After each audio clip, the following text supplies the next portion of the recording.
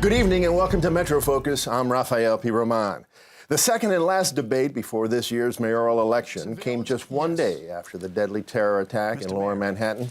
And Mayor Bill de Blasio, Republican nominee Nicole Malliotakis, and independent candidate Bo Dietl all praised first responders but clashed over how to prevent future attacks. The debate kicked off with a question on whether the NYPD should be monitoring mosques, a program that dates back to 2003, but which de Blasio ended just last year. The surveillance program of the past failed because it alienated our police from the very people we needed information from, and it violated people's rights. We're not going to be targeting any particular group or any particular type of religion. However, if there is a significant lead that is credible, we're going to give the police force the resources they need to do their job. Just look at this terrorist. What did he look like? Did he look like the terrorist? If you looked at a dictionary with that beard the way he had, this is something that we have to get past. Political correctness cannot be there all the time. Other topics covered in the debate included crime, the rise in homelessness, and school safety.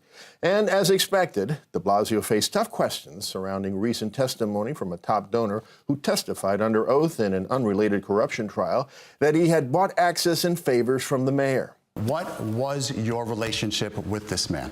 I've said very clearly what we now know about him. We didn't know then. He is a liar. He's a felon. You don't believe anything he said. I think the question is for the public. If they want a mayor who looks for that little loophole, the way to skirt the law to get an intended outcome for himself and his friends. This guy is a creep. He's disgusting. And this mayor dealt with him. Mr. Mayor, you're a criminal with your corruption and your pay for play. New Yorkers will cast their votes for mayor on Tuesday, November 7th, and the latest polling shows de Blasio leading Malliotakis by 33 points. Joining me now with analysis of the debate is the editor-in-chief of City and State, John Lentz. John, welcome back to the program. Glad to be here. So, John, this mayoral debate happened just one day after the terror attack in Lower Manhattan, the first successful terror attack in the city since 9/11. How did that color the debate, and how is it likely to cover the last few days of this campaign? Sure, I think there was a change in tone in this debate. In the first general election mayoral debate, it was more like a circus atmosphere. I think all the candidates were a little more serious and subdued, which I think is good for the viewers to really get into the policy. I think that may carry through to Election Day, that and it could advantage de Blasio, and that he's seen as the man in charge. If he has a strong response, similar perhaps to after 9/11, when Rudy Giuliani actually looked at running for a third term and seeing if that was a possibility.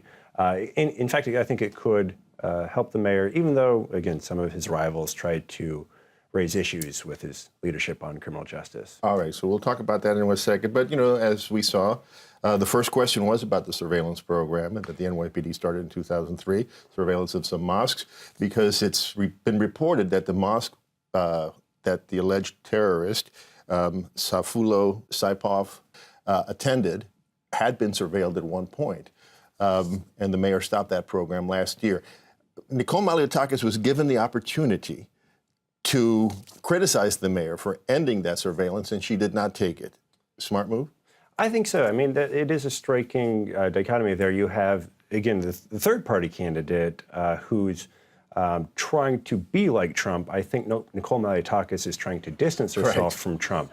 Again, supporting something like this, what is arguably racial profiling, is something I think Nicole Malliotakis does not want to do. That would put her more like the president, which is what Bill de Blasio is trying to do, which is portray her as this extreme right-wing nut. And she, I think, wants to be mainstream. Yeah, and it makes sense. Yeah, he certainly took the opportunity to link her with Trump, as he did in the first debate. Actually, a little less in the first debate, but still he did that. Right. Now, as expected, and as we saw, the ethics and corruption problems that have dogged the mayor for some time now came up early and often in the last debate, largely because of the real estate developer Jonah Reichnitz, his testimony that he had given the mayor $100,000 in exchange for favors and access, and that the mayor had actually given him his private cell phone. How badly has that testimony hurt the mayor in this race, and how did the mayor respond to it in the debate? Sure. I mean, it's uncanny, the timing. And to be clear, this is an unrelated corruption case. There had been some investigations into de Blasio that proved inconclusive. No charges were brought. And the mayor himself is really making a point of saying that, look, everyone's looked into this. There's nothing to see here. It looks like there was some questionable behavior, but not enough evidence to show that any crimes were committed. And I guess, you know, in terms of this witness in the case, de Blasio's continued to do what he's already done, really try to undermine his credibility.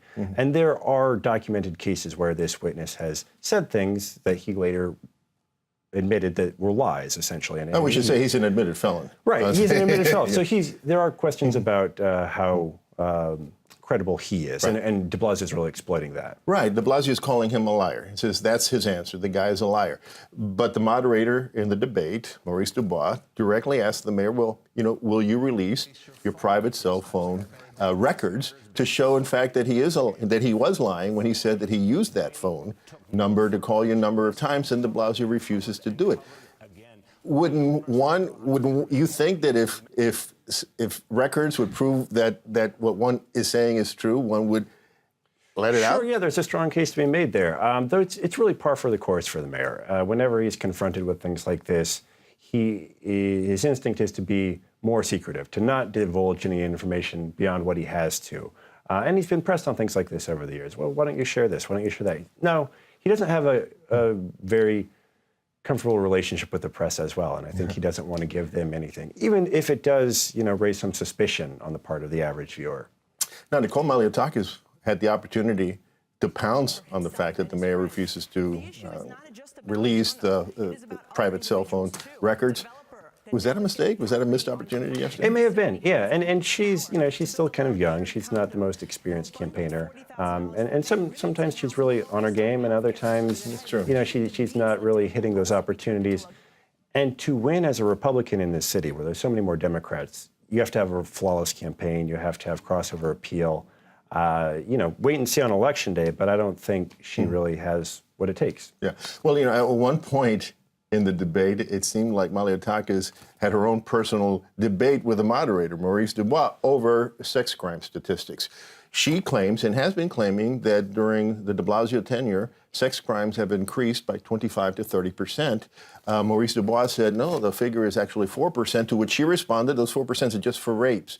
And it went back and forth. Who's right about that? Yeah, there are numbers that do show that 25% increase over de Blasio's first term. So I think it's unfortunate the moderator didn't realize that, maybe didn't quite understand what she was saying. But bigger picture, this city does have historic lows when it comes to crime. And I think that's what the voters are going to care about. That's obviously what the mayor is really harping on. You know, according to most reports, Bodil did relatively well, better than in his first debate. How much has he damaged Nicole Malliotakis' chances? Well, I mean, like I said before, I don't think Malliotakis had strong chances to begin with. But he is taking away from some of her votes. He's really, again, putting himself forward as the Trump candidate and saying things you would expect to hear from Trump. And for some voters, that's appealing. For others, it's entertaining. And you know, he's shaking things up a little bit. At the end of the day, I think de Blasio, the latest poll, had 49%, was ahead by double digits. It's just how much de Blasio wins by. So your estimation, this debate did not move the needle in any I don't way? think so. I don't think so. All right. Well, John, thank you so much. It's been a pleasure having you here. Thank you for joining us. Thank you.